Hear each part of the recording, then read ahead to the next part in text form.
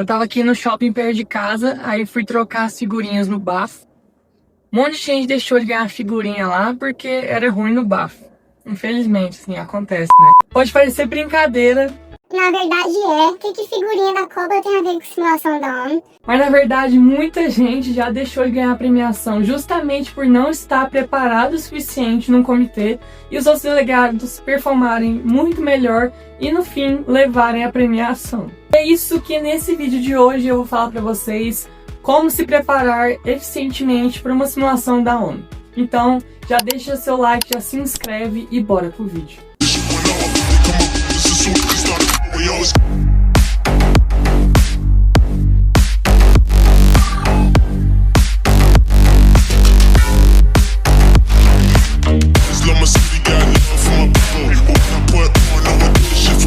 Fala galera, meu nome é João Vitor e hoje eu vou apresentar para vocês algumas técnicas sobre como se preparar de maneira forte para você chegar bem preparado na sua simulação da ONU e não deixar ninguém levar a premiação que você deveria levar.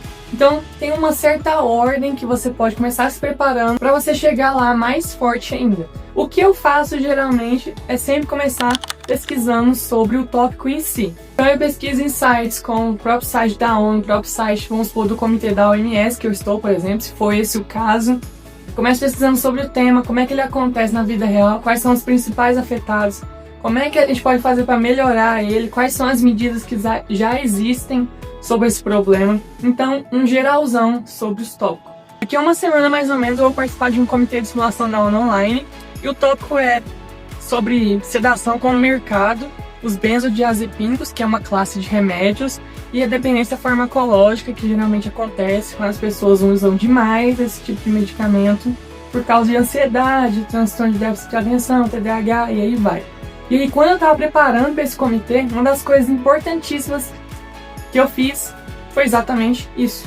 Eu pesquisei sobre como é que ele acontecia na prática, como é que esse problema realmente se traduzia na vida real, na vida do dia a dia das pessoas, o que era de fato essa dependência farmacológica, para eu ter uma ideia mais clara na minha cabeça, que tipo de medicamento era esse, onde que ele atuava, se era um medicamento tarja preta, se era um medicamento vendido em farmácia comum, como é que era para um médico prescrever esse medicamento. Então tudo isso eu levei em consideração quando eu estava pesquisando. Mas não só isso também, eu pesquisei sobre os principais setores relacionados com esse problema. Por exemplo, quando eu estava pesquisando, eu descobri que a indústria farmacêutica exerce uma enorme pressão no marketing, uma enorme influência também em como ele molda a visão das pessoas através desses medicamentos, dessa relação de precisar tomar medicamento ou não. E também certos grupos da sociedade que são os mais afetados, por exemplo, os idosos e as mulheres que geralmente consomem mais esse tipo de medicamento. No caso do meu comitê da OMS, que eu vou participar. Então, a primeira coisa é você fazer esse geralzão sobre o tema para você entender bem. O importante é pesquisar bastante mesmo, bem aprofundado, para você conseguir falar sobre qualquer coisa que aparecer.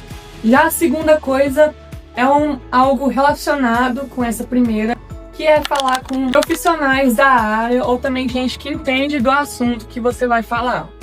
Voltando a esse comitê que eu falei que eu vou participar, para me preparar melhor, eu conversei com um amigo meu que ele fazia faculdade de farmácia, que era justamente o tema que eu ia discutir, e ele me ajudou muito ao conversar com outros professores e me passar informações sobre como realmente funcionava esse mundo de prescrição de medicamentos, especialmente esse aí, e qual que era a relação dentro da sociedade, como era de fato, como ele agia e por que os médicos eram tão interessados nele. Além disso, eu conversei com um médico também para realmente entender quais eram os efeitos dentro do corpo e quais eram também, como ele era médico, quais eram as interações que tinha farmacêuticos, laboratórios e até médicos. Porque é muito comum a gente pensar em médico ou até mesmo marcas que têm relação comercial com esses médicos, que é um problema que acontece de fato, e conversando com ele eu pude entender melhor e me preparar melhor com as dicas que ele deu. Mas se você não conhecer ninguém, também não tem problema que tenha relação com esse tópico, porque você pode simplesmente, no meu caso, ir na farmácia e conversar com um farmacêutico que trabalha lá para ver o que ele tem para te falar que pode te ajudar. Então o mundo de opções é muito aberto e isso me ajudou muito, porque conversando com as pessoas é realmente muito diferente, totalmente diferente, porque você consegue perceber visões e percepções acerca do mesmo tema e às vezes até coisas que você nem imaginava que podem te ajudar e muito a fazer seus projetos. E a terceira coisa nessa parte de pesquisa ainda, o que eu sempre gosto de fazer é pesquisar sobre o país em si. Então eu pesquisei sobre o tema em geral, agora eu vou focar sobre o país em si. Aí nessa parte eu pesquiso o que meu país já fez, o que meu país tem de política pública, como é que funciona lá dentro, qual que é o tipo de regime, se é ditadura, se é república, pesquisa tudo, pesquisa histórico do país, né, a história, pra você entender como é que ele já agiu em outros problemas passados, como é que é a base de formação do povo, tudo isso ajuda a você propor solução, entender o país, defender ele dentro de comitê. E busque entender também se o seu país tem alguma relevância no tópico a ser discutido, se ele já fez alguma medida ou algo relacionado a esse tema. Aí que você vai ver se seu país se encaixa em duas categorias, se ele é um país relevante ou se ele não é um país relevante. Se ele for um país relevante, como Emirados Árabes, como Estados Unidos, como Israel, como França, por exemplo, você vai ter possivelmente muita coisa para explorar só pesquisando pelo país. Se for um país pequenininho, por exemplo, Togo, ou então Madagascar, que não tem tanta relevância, até mesmo Papua Nova Guiné, não vai ter muita coisa para você explorar de relevância que o seu país fez, muitas das vezes. Então, nesse caso, gastar muito tempo pesquisando sobre o país não vai valer a pena. O que vai pesar mais nesses casos é a solução que você vai trazer com base, possivelmente, no que os outros países já fizeram, que você pode adaptar isso ou então criar algo que seja seu realmente. Aí depois disso tudo é que você vai partir para escrever o seu DPO, seu documento de posição oficial, para fazer seu Open Speech, que é o discurso inicial, que todo mundo faz. Só que nesses dois, uma coisa extremamente importante é você ser muito claro com a sua intenção dentro do comitê. Então deixe explicitamente qual que é seu posicionamento, o que você quer trazer de opinião e até de solução dentro do comitê, em ambos, no discurso e no DPO. Deixe isso muito claro, que é isso que as mesas estão buscando e é isso que o pessoal que ganha melhor position paper faz, para realmente ter destaque. Porque se você participou, você já sabe que todo iniciozinho do comitê o pessoal fica repetindo as mesmas coisas, problematizando da mesma forma no discurso. Ah, crianças estão morrendo nesse exato momento, delegados.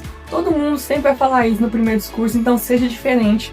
Crie uma identidade visual para você dentro do comitê, por exemplo, um bichinho de pelúcia para servir de identidade para o seu bloco, ou então até o nome do seu projeto. Crie algo realmente para se diferenciar nessa parte que é muito importante.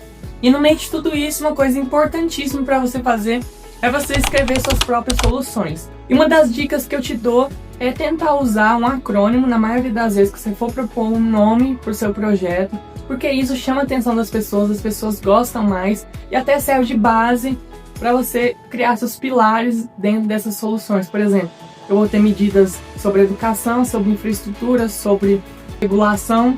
Então, se você criar um acrônimo com essas ideias para o seu projeto, chama a atenção de fato e é isso que você quer atingir dentro do comitê. Mas para eles entenderem isso, é claro que você tem que fazer coisas concretas. Para isso, tente pensar como se fosse uma redação no modelo Enem.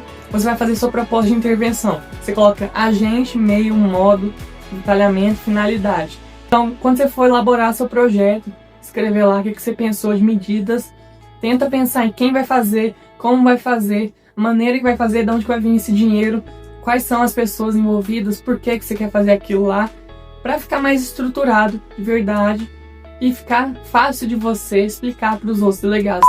E esse foi o vídeo, pessoal. Não se esquece de se inscrever, de dar aquele like e ativar o sininho para você não perder nenhum vídeo aqui nesse canal, para você continuar se preparando e não deixar ninguém tomar suas premiações no final de simulação. Muito obrigado, galera. Até o próximo vídeo.